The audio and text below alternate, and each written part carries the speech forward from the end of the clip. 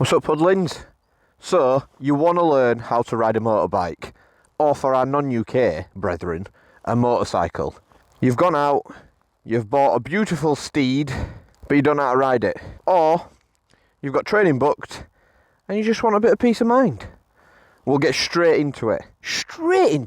So, what we'll do is we'll go through the fundamentals, the main shit that you'd really need to know, and then we'll pick at the other little bits, okay? The first thing on the agenda, the levers. What do they do? Typically, on a bike, you'd expect a back brake on the left and a front brake on the right. You're half right. The right lever is your front brake. Your front brake is going to be 70% of the stopping power on a motorbike. Yeah, 70%. It's quite substantial. An incredibly important thing to remember about the front brake is it is a very strong brake. Don't snatch at it, because that can lock the front tyre. Obviously more likely if you don't have the ABS, which is an anti-lock braking system which helps not lock the tyre with hard braking. Anyway, some bikes have it, some bikes don't. Some bikes come with it optional. But regardless of ABS, don't grab at it, because you can still lock that front tyre and then that can tuck the bike. Be mindful of that. And don't use it on a corner, because that can lock it and you can drop the bike. So be gentle but firm, if you understand what I'm saying.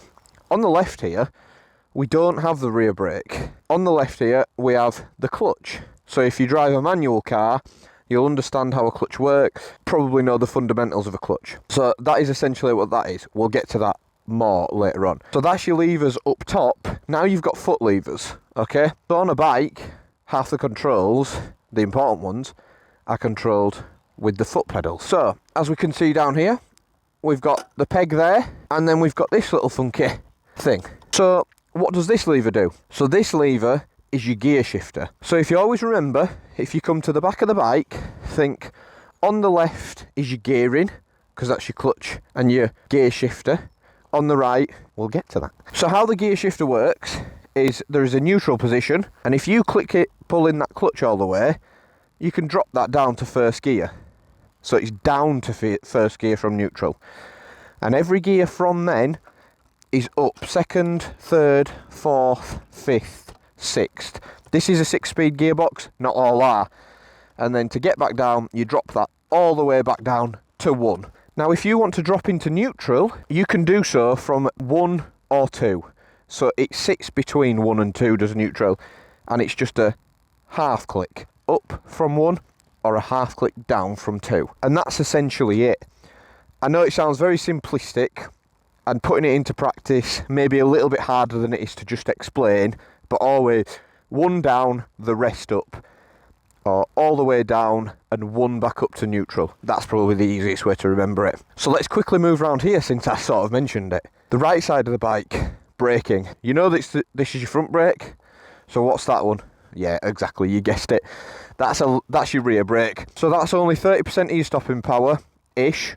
And the rear brake, for me personally, I use it a lot more predominantly for control. So slow speed control, first gear, second gear manoeuvres in parking lots, if you're American. In a car park like this, weaving in and out of traffic, filtering, that's all going to be done. Rear brake with your clutch control and you're sorted. Again, with your rear brake, can still lock up. Don't use it on corners unless you want to drop the bike, but it is probably the better option to ease on through corners, because it's not quite as aggressive, if necessary. I've given you a brief understanding of the main fundamental. There's one fundamental missing though, and what's that? Your throttle. So on the right side of the bike, the left handle does absolutely nothing. The right side is your throttle. Your throttle and your clutch is what gets you moving. Your clutch is what gets you up gears. I will demonstrate, do not worry. This up top is what you call your switch gear. On the right hand side here, the main part to start with. So what we'll do is we'll just switch this baby on. You can see the N, the green N, shows that it is currently in neutral. Although if I pull that lever and knock it down, you see that neutral disappears, knocks it back up, disappears, knock it back up. So the bike is in neutral, you know that now. And most bikes will have that green end, just to tell you. So now that we're in neutral, what can you do? If you click this is your ignition. There you go. And now the bike is very much on. And you can... There we go. So what do you think this does? The big red button. Hit the big red button. Engine kill switch. Done. Now if you want to restart the engine, you have to flick that back in to a position where it can be restarted. But 9 times out of 10, just switch it off at the ignition. I've heard that it's better for the bike if you do it that way. I'm not 100% sure if it makes a difference, but it might. So I'm going to keep doing that. So that's it for switchgear on the right. Very simple. Maybe because it's a 125, but simplistic setups are what you're going to want to hear about at the minute if you're a complete beginner. So on the left side, we've got the other switchgear. What we have at the front, that's a passing light. So you can see that flashes what we call the main beam. So what do you think that does? That permanently puts your main beam on, as you can see. So we'll just switch that off. This, if you're loud and obnoxious, you'll love this one. See? Well, that was a failed attempt. And this one is a very important one down the bottom here. This is your indicator. This is not like a car indicator. It does not self-cancel. So, if I knock that across to the left, you can see the left indicator has come on. I can knock it to the right, and the right indicator comes on and the left knocks off. But if I leave that, that indicator will go and go and go and go forever until it's dead. Which, because these are LED lights, is a fucking long time. So on a bike, what you have to do is cancel your indicators after every turn you make. And that can be done with a simple push in. There you go, you see, indicator on, push in to stop it. Indicator on, push in to stop it. And that is essentially how simple a motorbike is. That's all you need to know. And now you just need to know how to ride it. One more thing, if you've noticed this, that is an Oxford heated grip. But that is not standard to this bike, and it is definitely not standard to all bikes. So don't worry about that one. So now, what do you want to do? You want to get riding the bike. So, getting on and off the bike. It can be done from either side, but as you can see, it is very much leaning favourably towards the left side. And I will always get on from the left side for one reason and one reason only. I put my arm over there, put my arm on this side of the handlebars, put my other arm over and pull the front brake. That way, the bike can't go anywhere. And then simper, swing the leg over, and then you're on. On the kickstand, you can see still there. If you keep your front hand on the brake, you can easily just kick that back out of the way, and then you're ready to go. I will demonstrate from the other side, just so that you know it is definitely possible. If you have shorter legs, a little bit like me, it's not the most ideal. But again, this time, front brake before you do it, swing your leg over, and you're on. And that side stand goes away. Let's start the bike up and get riding. So now you're here, what's the first thing you should do? The bike's in neutral, the engine is running, the kickstand is up. So when at a stop like this, I will always sit with my foot on the rear brake, which is the right hand side if you remember. The first step, you want to pull that clutch all the way in. Okay? Pull that clutch all the way in, put your foot on the peg, and from neutral, you just want to click it down once. And did you hear that noise? Now we're in first gear.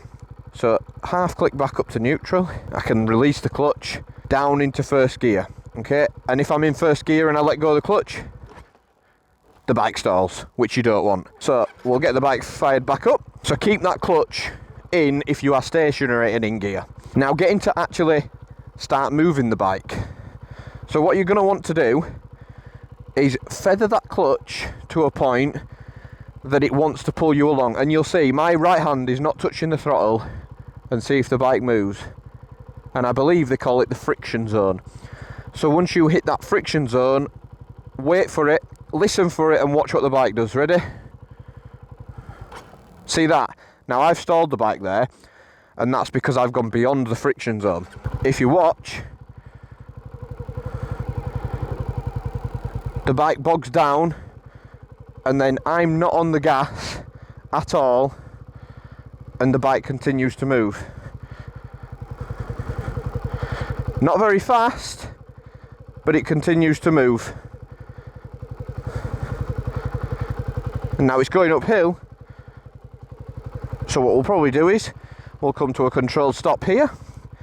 So you can see how you get to that point, the bike wants to pull you along. So simply, if you drive a manual car, you'll know this more than anyone, but simply, once you hit that friction zone, if you add a little bit of the old gas, throttle, accelerator, watch what happens. There you go, you see? And now you're moving. And now look, you can let go of that clutch and you are in first gear, moving along at a steady pace. So we'll just bring it to another stop and I'll show you that again. Hand on the throttle this time, friction zone, gas, and release that clutch. Don't release it instantly, and quickly, ease it out, because if you release it quickly and instantly, it'll jerk the bike, like so. You ready? See that? And you don't want that. So what you want is an easy release, okay? An easy release. So that is essentially how you get moving on a motorbike. Once you are moving, other fundamentals come into it, gearing up. But that is very simple, and I will show you that very quickly now.